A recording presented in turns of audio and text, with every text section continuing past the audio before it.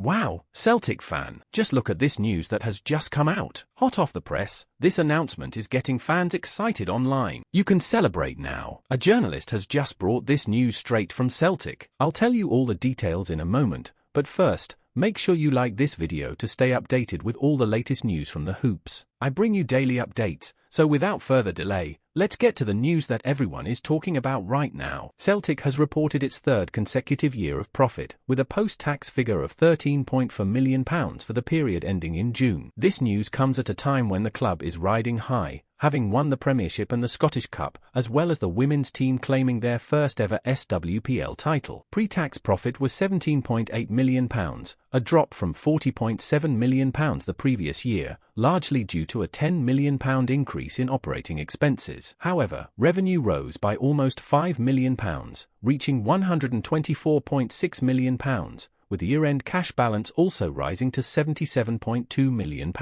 This may sound technical, but it shows Celtic's strength both on and off the pitch. The team made £6.6 million from player sales, although that's down from £14.4 million the previous year. Key signings include players like Lewis Palmer and Nicholas Kuhn, while Leila Bada left the club for around £8 million. The big sale of Matt O'Reilly to Brighton for a record £25 million happened after the financial period, alongside the departures of Tomoki Iwata and Mikey Johnston. But as a fan, what should we make of this? Chairman Peter Lawwell was clear in saying that the drop in pre-tax profit was expected as the club increased spending, particularly on wages and infrastructure, such as the redevelopment of Barrow Field and stadium maintenance. These investments are a sign of an ambitious Celtic, but the financial pressure to compete at a European level is real. Lawwell also pointed out that domestic media rights aren't keeping pace with other competitive markets, which makes signing top players more difficult. As the club gears up for its Champions League opener against Slovan Bratislava, the big question is, can Celtic compete at the highest level in Europe with the resources it has? The women's team also faces challenges but remains unbeaten in the SWPL and is pushing for a spot in the Women's Champions League group stages. Now, what do you think, Celtic fan? With all this investment in infrastructure and the squad, do you believe Celtic is on the right path to dominate the European scene? Or will the financial limitations imposed by domestic media rights hinder our chances? Leave your thoughts in the comments and join the discussion.